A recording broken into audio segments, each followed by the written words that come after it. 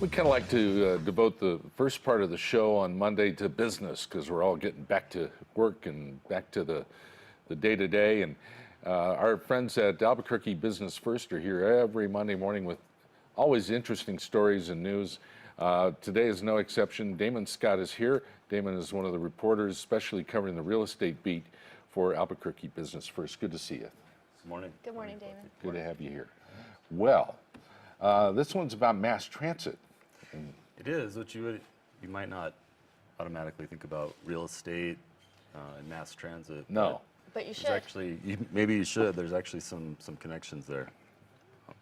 You know, and one of the things we, I don't know if the viewers can see the cover of this week's We'll issue. put it up there on the screen. It's up there, but you know, it says it was interesting because we look, you know, you think about Albuquerque and you think about, well, we're a car town. It's Route 66. It's Right. you know, the Big I-40, truckers, cars everywhere, right? You know, Right. and those of us that grew up here, you're old enough to get a learner's permit, and what do? You go out and you get a car. You know, Sure. maybe everybody in the family has a car, et cetera. But one thing that's happened is, and it's not only because of the recession. The recession did have a big influence on this, but people are taking mass transit more often in Albuquerque, actually dialing back their car use, and then the Rail Runner, ABQ Ride, all these mass transit options, the distances traveled on mass transit is also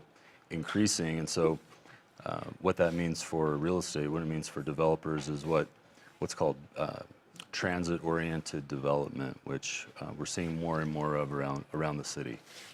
So how does that work? Are they looking at actually how these folks are going to get around before they put in a housing development? Right, or- no, and that's a good point. Sometimes it's the chicken before the egg and the egg before the... And so BRT, which is Bus Rapid Transit, which some folks have been hearing about lately, which would be on Central Avenue sort of to start. You're right. So sometimes it's the transportation before the development, and sometimes the other way around. Downtown's a good example of that. The Alvarado Transportation Center, which is, you know, right there at First and Central. Well, there were already some buildings there, you know, before that that project went into place. But now that Alvarado Transit Center is a rail runner hub, also an ABQ Ride hub. You've got multifamily projects that have blossomed around that development, and also downtown's first grocery store is going to be very close. It hasn't been built yet, but is going to be very close to that as well. News. So it spurs it. It happens before, but it also happens after the initiatives get put into place. I think the city has done a great job with the bus system. And you all can remember when the bus system was sort of a afterthought. Definitely.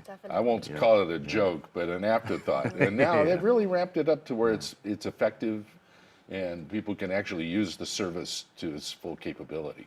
I don't think we've maxed it out yet. But And Larry, you are seeing more and more people actually Sure. utilizing the services and waiting by the bus stop, and not You just sure in do. downtown. You see it in Northeast Heights, and the West Side, and people are trying to utilize, these services. Will it be? Are there more scheduled? Will be. You know, that's true. Adding And more? one of the things that I found in writing this story is that people are using mass transit not only because maybe they want to save on gas money, or gas prices are high, that maybe it's something that they need to use to get around town, but people are actually using it as a preference. And that also ties into to real estate development too, is that the millennials that we hear about often, those millennials could easily have a car, maybe have two cars, perhaps, Sure. but they actually want to take mass transit. So there's kind of two things going on. It's increase in ridership, maybe due to economics, but then it's also increase in ridership because of demographic preferences that are underway here in Albuquerque and across the country. And to your point, the Paseo del Norte corridor and the west side of Albuquerque and North Albuquerque is where a lot of the new population growth is Sure. taking place. And that's not going to look like Central Avenue, probably anytime soon in terms of the frequency of buses, et cetera. But that's where planners are looking at sort of the next phase of mass transit for Albuquerque is where the growth is taking place.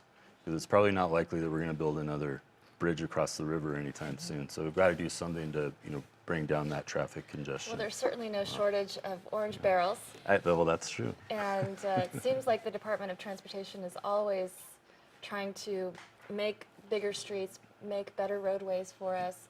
And it's just a sign that our city is growing and growing. And we don't want to end up like, our neighbors in Texas, like Austin or any other, where these cities just grow up.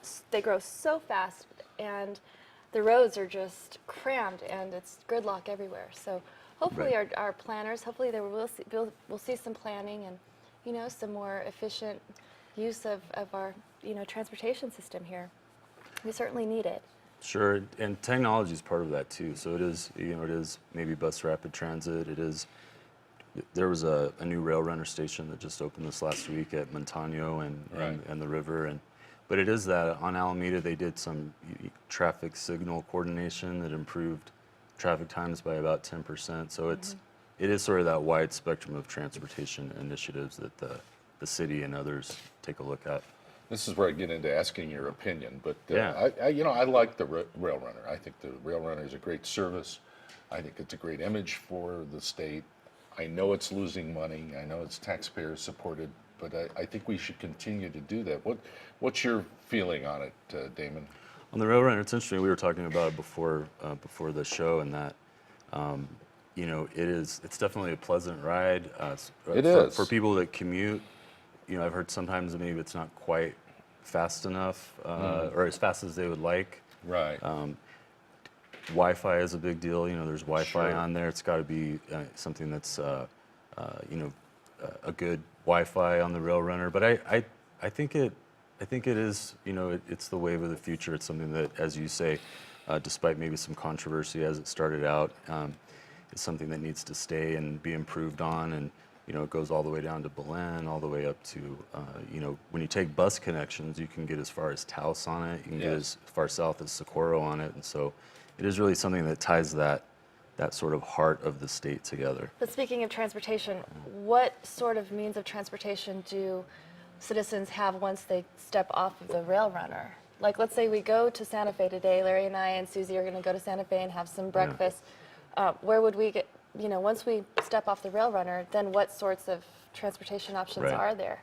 And are they developing, that market And, too? and I think Santa Fe's done a good job of that. You can get on a van and they'll take you to the plaza and it's Right. free service and all of that.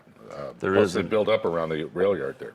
Right, in the rail yard, That's true. You just get off and go and eat Yeah. and shop right there at the rail yard. Right. That's another big example of the transit-oriented development is that rail yard, which is 50 acres and new restaurants, new retail, the movie theater coming there, and hopefully, you're able to get off. And if you're not able to maybe walk to the plaza, or because I think what you're getting at too is sort of taxi service in some cities is maybe a little more readily available than maybe in Santa Fe or Right. I think we could use more taxis right here in Albuquerque, to be honest. I have a lot of friends that love to imbibe and they live up in the Northeast Heights and they just don't come down here because they don't want to risk it. And we have plenty of cabs downtown, but I know it takes a lot longer up in the Northeast Heights and other areas Sure, for those rides, safe rides. sure, absolutely. Well, I think it's an interesting topic that you selected because not a lot of people think mass transit when they think of the Duke City, but we do have a system. No, it's true. And then one of the more surprising things I found out was that from 2004, people have decreased their driving in the Albuquerque area, if you can believe it. And so that was before the recession. So it was not only because of the recession that people started to decrease driving, but those things were happening before it fell into place. So Route 66, yes. And of course, I think there'll be cars in Albuquerque for many, many years to come, but attitudes are changing a little bit, which is very interesting. All right, you can always follow along what's going on in the biz community with our friends at Albuquerque Business First, and Damon Scott generally covers the real estate beat for Albuquerque Business First, but interesting angle on that today and how it all ties together.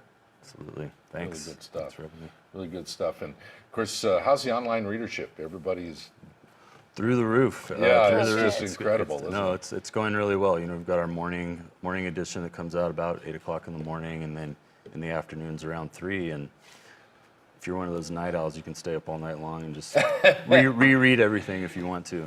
But You know, I like both. I like sitting down with the printed copy, but I like the immediacy of sure. reading it online. So I kind of live in both worlds. I like both. And being an online consumer, it's great if you have attention deficit disorder, or maybe it causes it, but you just get to, oh, what's going on, and just be completely It's like an endorphin bombarded rush. with Yeah. news. So going back to your topic, are there any cities that we're kind of modeling after, like Portland, or are there any other, we're about to go to break, but There are Denver's one. Denver, Absolutely. okay, they have a great transit system, They sure do. so that's good. Sure do.